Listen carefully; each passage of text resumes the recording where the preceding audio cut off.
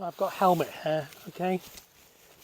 Anyway, here we are in Pirbright in Surrey, a little village in between Guildford and Aldershot, and we're at the Church of St. Michael and All Angels, and this is the gravestone of Henry Morton Stanley, and I think as it says there, Bula Matari, Africa.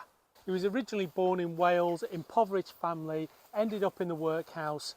When he left at 18, survived the workhouse, went over to America, kind of reinvented himself, ended up fighting in the Confederate Army, the Union Army and the Union Navy, then ended up becoming a journalist and then started travelling.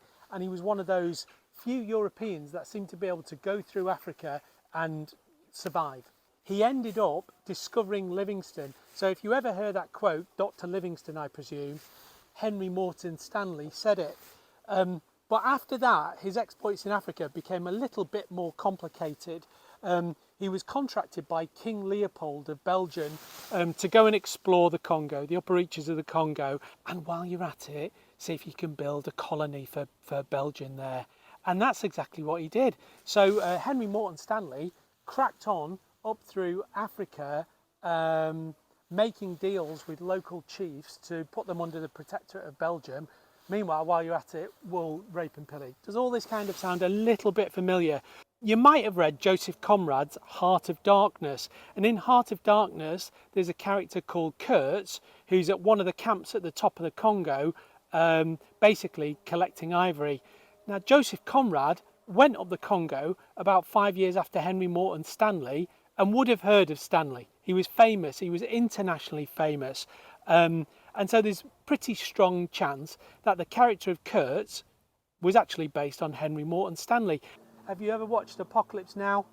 And gets to the top of the river and Martin Sheen's there and he meets Kurtz. And Kurtz is there, played by Marlon Brando. The horror, the horror. The Kurtz character was based on the Kurtz character from Joseph Conrad's Heart of Darkness. It was based on Henry Morton Stanley. Of course, this was the time of the Great Game. Most of the European countries were diving into Africa as quick as they could to try and build colonies and do what imperial forces do. And Henry Morton Stanley was part of that. He wrote his own history. So when he left Wales, he wasn't called Henry Morton Stanley, he was called John Rowland. Kind of ended up changing his name after meeting a few people, but actually his backstory is quite murky. Although he said that he despised slavery, he wasn't afraid to use a lot of force. It often got unpleasant.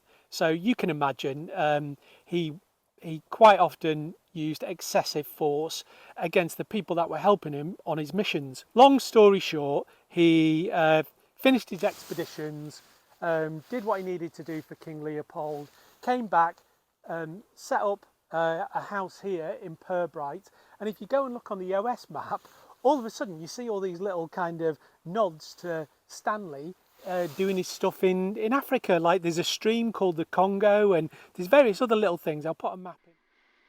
This is inside the church, very modern looking inside.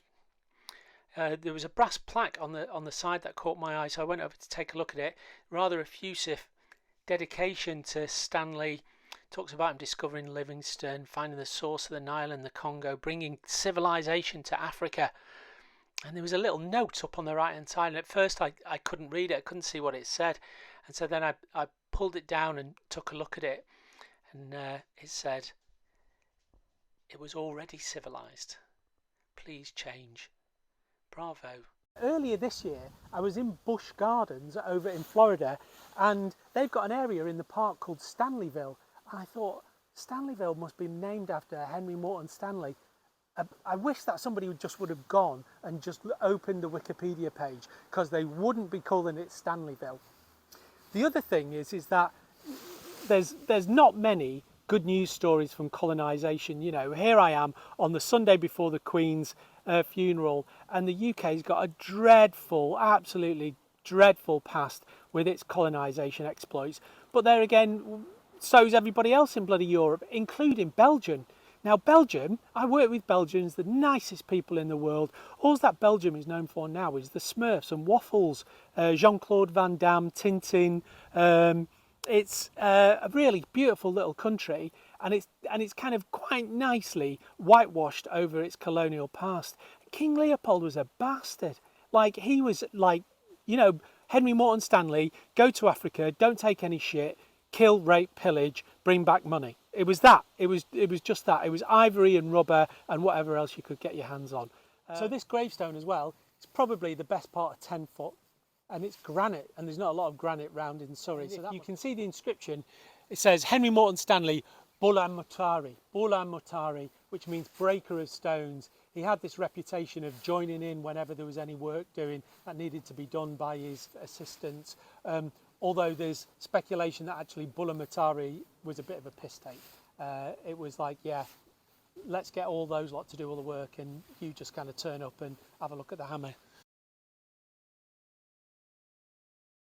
So this was in the 1800s, early 1900s, and you might think that colonisation is all over and done with in Africa. I'd challenge you on that. If you go and have a look at China's Belt and Road Initiative, BRI, it's a Chinese state program with the intention is to improve trade globally through wide-scale investment in ports and roads around the world, all funded by China. And if you go through Africa, lots of other third world and developing countries, you'll see big CivEng programs that have been funded by China. So there's railways in Uganda and Kenya, I think, port facilities, major trunk roads. That's all been built using Chinese materials and machinery, Chinese employees, and then used effectively as staging points for the development of Chinese interests within those countries. Thanks for listening in, and come and see it. It's in a nice part of the world. Bye.